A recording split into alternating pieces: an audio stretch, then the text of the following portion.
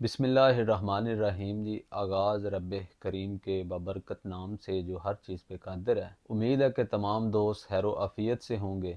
एक और नई इन्फॉर्मेटिव वीडियो में तमाम दोस्तों को खुशामदीद किया जाता है। बहुत सारे दोस्त कमेंट्स करते हैं, कॉल करते हैं कि अभी 2024 के अंदर टर्की विज़िट वीज़ा के ऊपर टोटल कितना खर्चा आ रहा है, अगर हम खुद अप्लाई करें या फिर किसी एजेंट से अप्लाई कराएं तो टोटल कितना खर्चा आएगा। उसके बाद किन लोगों का जो है वो विज़िट वीज़ा लगने के चांसेस ज़्यादा हैं। इस टॉपिक के ऊपर हम डिटेल के साथ आज बात करेंगे। इससे पहले अगर आपने हमारा ये यूट्यूब चैनल सब्सक्राइब नहीं किया तो इसे ज़रूर सब्सक्राइब करें। हम अगाहे बगाहे टर्की और यूरोप के मतलब इंफॉर्मेटिव वीडियोस लेकर आते रहेंगे। बहुत शुक्रिया। सबसे पहले बात की जाए कि किन लोगों के विज़िट वीज़ा लगने के चांसेस ज़्यादा हैं। एक बात याद रखें कि टर्की के विज़िट वीज़ा के हवाले से जो है वो बंदे की एज बड़ा इफ़ेक्ट करती है, क्योंकि हमारा जो है पाकिस्तानियों का पहले कोई रिकॉर्ड इतना ज़्यादा अच्छा नहीं है टर्की के अंदर। स्पेशली जो लोग जिनकी एज जो है वो 18 से 25 साल के दरमियान है, वो पहले बहुत सारे लोग यहाँ टर्की के अंदर आए विज़िट वीज़ा पे जो कि वापस नहीं गए। बहुत सारे लोग जो हैं वो ऐसे हैं जो यहाँ पर काम करने लग पड़े या फिर आगे मूव हो गए। तो इनके पास टोटल रिकॉर्ड होता है कि किस मुल्क के लोग यहाँ पे आते हैं और फिर वापस नहीं जाते और किस एज के होते हैं। स्पेशली जो 18 से 25 साल के दरमियान जिन लोगों की एज है, वो जो है वो विज़िट वीज़ा ना अप्लाई करें। कोशिश करें कि अगर उन्हें किसी स्किल के अंदर वर्क परमिट मिलता है तो वो अप्लाई करके आएँ। नॉन स्किल जो वर्क परमिट है उनसे बचें। ये हाउस क्लीनिंग की जॉब होगी, होटल क्लीनिंग की जॉब होगी या दूसरी तीसरी जो अनस्किल है, वो एक स्कैम है, उनसे बचें। अब बात आ जाती है कि कौन कौन से डॉक्यूमेंट रिक्वायर्ड हैं विज़िट वीज़ा अप्लाई करने के लिए। पहले बात करेंगे कि बिजनेसमैन जो हजरात हैं उनके लिए कौन कौन से डॉक्यूमेंट रिक्वायर्ड हैं। सबसे पहले उनके पास जो है जो बिजनेसमैन हजरात हैं, 8 महीने का वैलिड पासपोर्ट होना चाहिए, नेशनल आइडेंटिटी कार्ड होना चाहिए, NTN जो है वो होना चाहिए, नेशनल टैक्स नंबर। उसके बाद चैम्बर ऑफ कॉमर्स का लेटर होना चाहिए, 2 साल की टैक्स रिटर्नें होनी चाहिए। और जो बेसिक डॉक्यूमेंट आ जाते हैं, FRC हो गया और कवर लेटर, ट्रेवल प्लान हो गया और होटल बुकिंग होगी। उसके बाद जनाब टिकट जो है रिटर्न टिकट होनी चाहिए कंफर्म।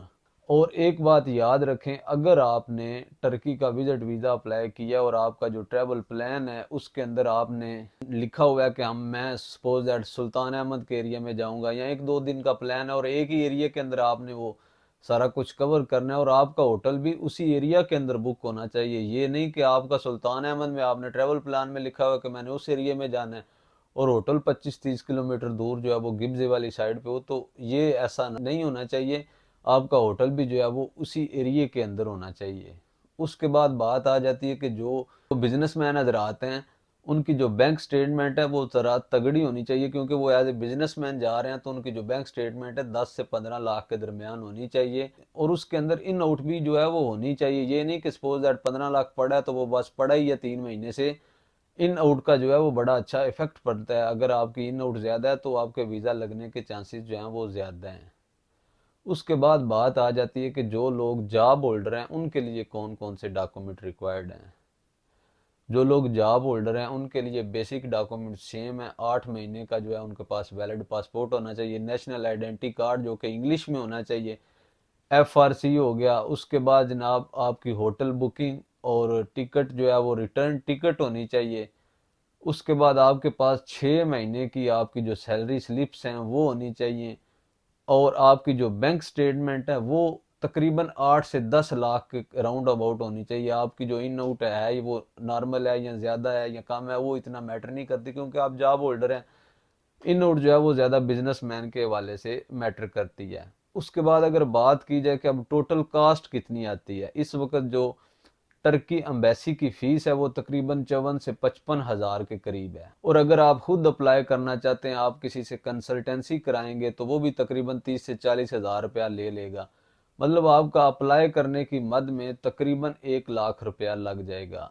उसके बाद आ जाती है बारी टिकट बुकिंग की, जो आपके पास कंफर्म होनी चाहिए। तो इस वक्त जो टिकट बुकिंग है वो तकरीबन जो टिकट है टर्की की रिटर्न वो तकरीबन 2.25 लाख की है। तकरीबन आपका जो टोटल कास्ट आएगी अगर आप खुद अप्लाई करते हैं सिर्फ कंसल्टेंसी किसी से कराकर, तकरीबन 4 लाख के नज़दीक आपके पैसे लग जाएंगे। आप 15 दिन का अप्लाई करते हैं या फिर महीने का अप्लाई करते हैं, तकरीबन 4 लाख के नज़दीक आपके पैसे लग जाएंगे। उसके बाद अगर बात की जाए कि एजेंट हजरात इस वक्त तकरीबन 6, 7, 8 लाख तक भी लोगों से पैसे ले रहे हैं टर्की के विजिट वीज़ा के। और एजेंट हजरात को तो जो जहाँ पे फंस जाए वो वहाँ पे ही कहते हैं जी चलें ठीक है। तो अगर आपकी एज जो है वो 25 से ज़्यादा है, आपकी बैंक स्टेटमेंट है, आपका मतलब बिजनेस भी है, तो आप कोशिश करें कि खुद अप्लाई करें बजाय इसके कि एजेंट हजरात को पैसे दें। तो ये थे जी बेसिक डॉक्यूमेंट्स। अभी अगर रेशो की बात की जाए तो टर्की के विजिट वीज़ा की रेशो जो है वो अच्छी चल रही है। जो लोग हमें फ़ोन कॉल्स करते हैं कि भाई हमने वीज़ा लेना है या किसी एजेंट का नंबर दो, उनसे बहुत ज़्यादा माजरत, ना तो हम खुद एजेंट हैं ना किसी एजेंट के हम सब एजेंट हैं।